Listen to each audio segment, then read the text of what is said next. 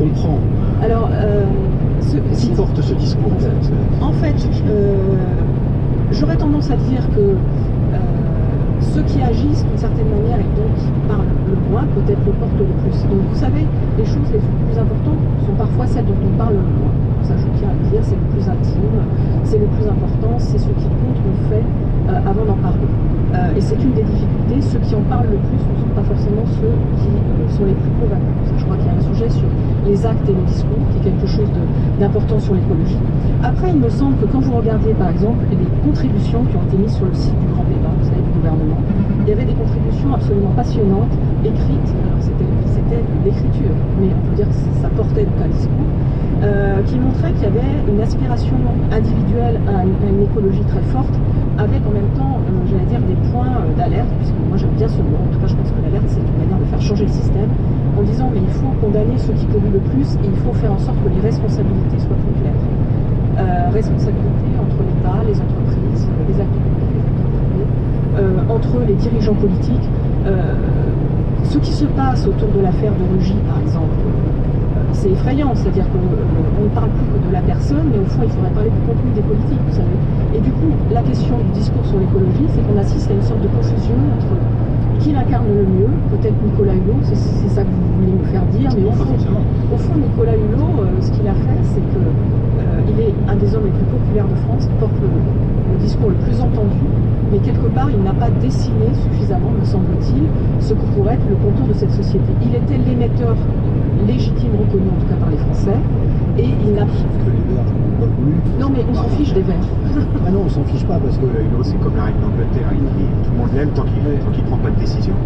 parce que non, je veux simplement dire, si effectivement ce discours-là était le discours politiquement généralement admis par tout le monde, les Verts seraient au pouvoir depuis longtemps, ils auraient fait la révolution écologique et énergétique dont ils parlent. Bon, donc c'est beaucoup plus compliqué que ça. Sur les responsabilités, je ne sais pas, qui est responsable? Tout le monde est responsable. Même celui qui est dans la rue et qui prend l'avion et prend sa voiture, etc. Chaque fois dire, c'est à nouveau vous retombez dans cette logique qui est de dire qu'il faut pointer du doigt un certain nombre de gens précis, et nous sommes tous responsables de la situation.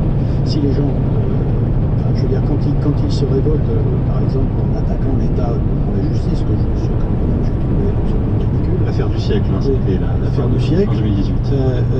Au fond, c'est à nouveau de dire c'est toujours les autres qui sont responsables. Et pour ces gens-là, on prenne la voiture, des climatiseurs chez eux. Oui, mais on n'a pas tous le même accès au pouvoir, c'est ça la question. Oui, on a parlé juste avant, peut-être, je ne dis pas qu'il faut, mais nous, quand en parlons, il faut dire que les responsabilités sont partagées très très largement. Et ensuite, elles sont partagées d'ailleurs à l'échelle de la planète, parce que c'est aussi une chose que je dis souvent. Là n'est pas qu'un problème français. Ça, c'est sûr. Donc il faudra aussi que ce discours politiquement dominant traverse la planète, parce que on n'est qu'en France dominant, si on alerte juste en France, c'est le rôle aussi aucun intérêt. de Greta Thunberg, bien suédoise, qui circule toute la planète. Et ça, c'est une autre difficulté, parce que la question du climat, c'est pas une question française. Fabrice Rigaud. Deux remarques. La première, c'est que on retrouve le discours centriste, c'est-à-dire c'est la faute de tout le monde, plus ou moins. Donc on a le droit de le tenir, simplement c'est pas le seul. Donc je reparlais des deux courants principaux de l'écologie. Donc ça c'est un élément. Le deuxième élément, c'est que le changement social et politique passe par l'attribution de responsabilité. Ça passe par là. L'attribution de responsabilité conflictuelle, c'est le moteur du changement en fait. Les ONG utilisent ça à tour de bras. Bon, ça a toujours été comme ça en fin de compte.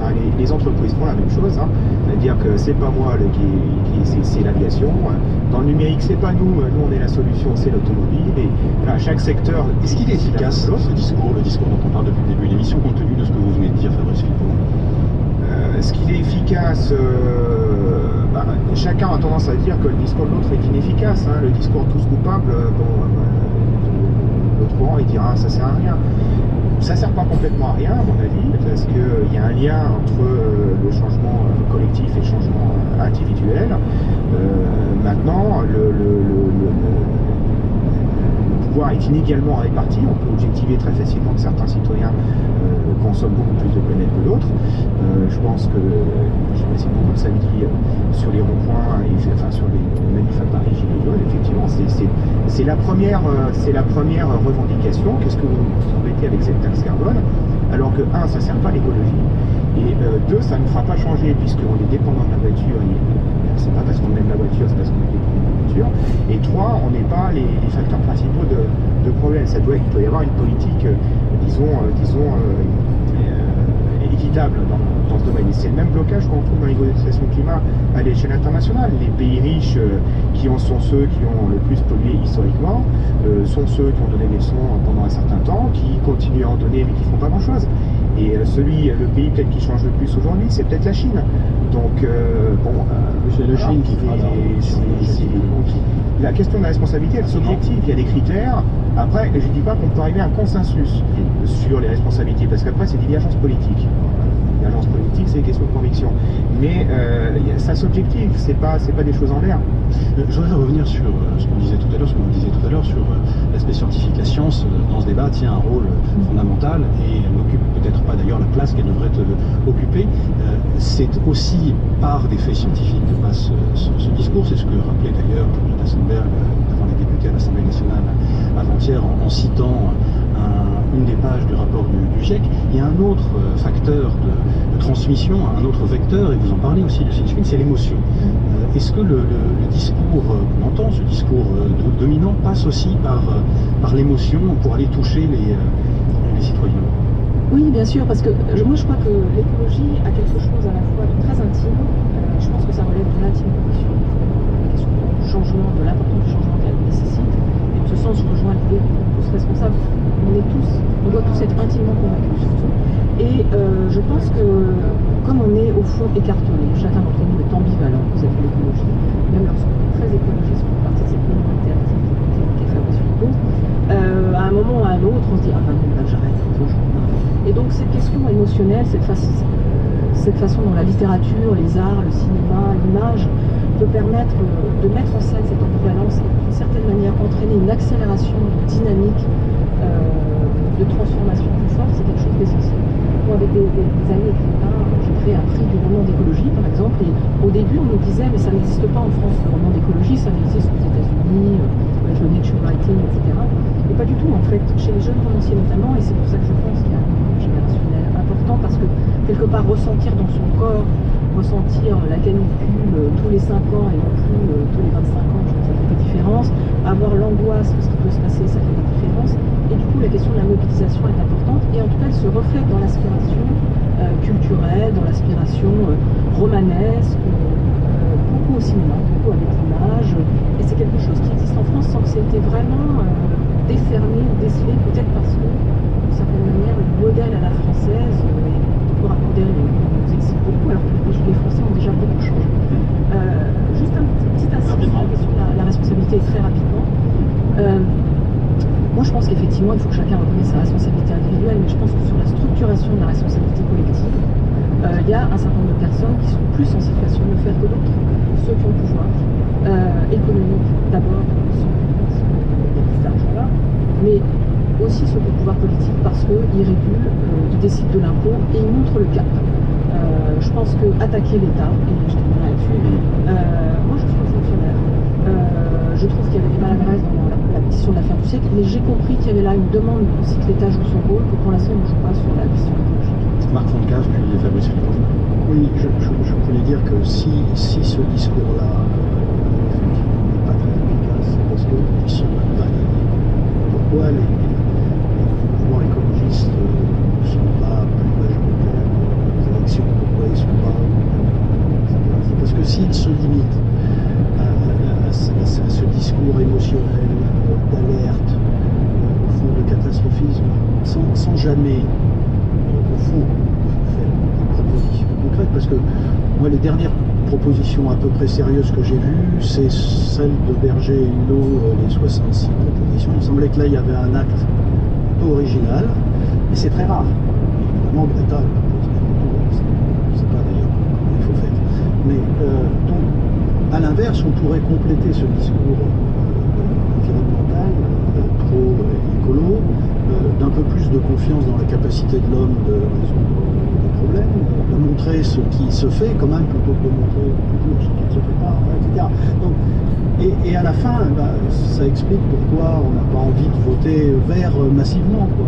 Mais que des gens qui se plaignent. Désolé, mais non. à la fin, c'est quand même le résultat. Mais est-ce que ce n'est pas, aux responsables politiques? C'est très heureux de ces 13%, mais enfin, c'est pas Non, ça qui va si on remplacer reprend un peu ce que vous avez dit entre science et émotion, c'est plutôt entre raison et émotion, parce que quand même, quand on parle de science, on parle que des scientifiques. Les scientifiques sont 100 000 en France, toute science confondue, ils ne traitent qu'une petite partie en fait, de ce que l'humanité traite au quotidien, de ce que les Français traitent au quotidien en termes de problèmes. Donc ils ne tiennent que qu'un Il y a des petits scientifiques aussi dans d'autres pays qui continuent à se rechercher à il n'y en a pas beaucoup. Je vous assure qu'en proportion, en France, il y en a beaucoup par rapport à la population. Donc, si on va à l'échelle mondiale, c'est encore moins, c'est pas plus. Donc c'est un premier élément.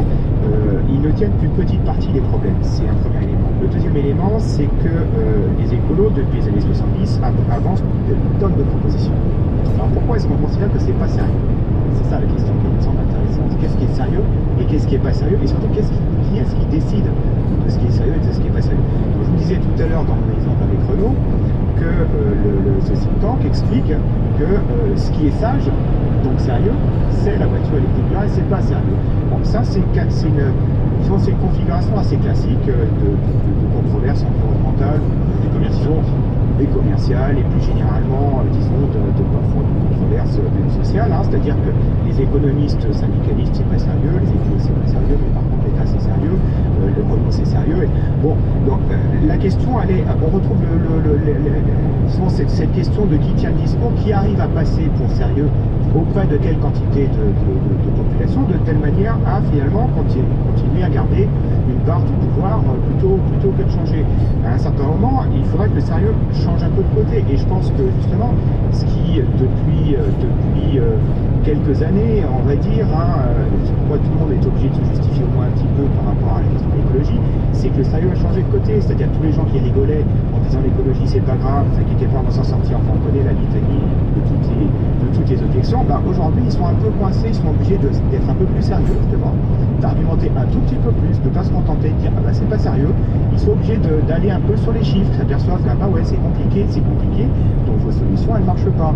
Donc il faut d'autres solutions, et là on commence à, disons, pour moi, dans ma perspective, aller sur des choses plus sérieuses.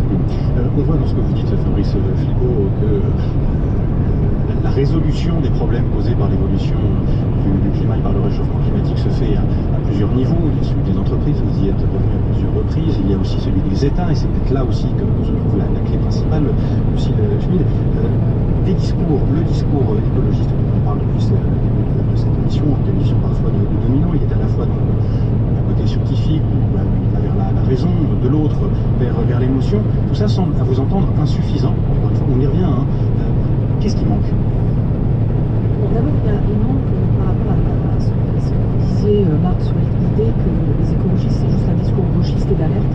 Il manque la mise en valeur au fond de tout ce qu'ils ont pu faire dans les territoires. C'est-à-dire que il y a une réalité en fait de l'action écologique dans les territoires, notamment par des élus verts, des élus écologistes au sens large, mais surtout des élus verts qui ont fait des choses assez remarquables sur la pensée sur les transports, la question de l'aménagement du territoire, la question de l'agriculture en ville. Bon, sur l'aménagement du territoire, on peut dire qu'il y a déjà une action écologique qui a été portée et en quelque sorte le discours ne s'est pas fait.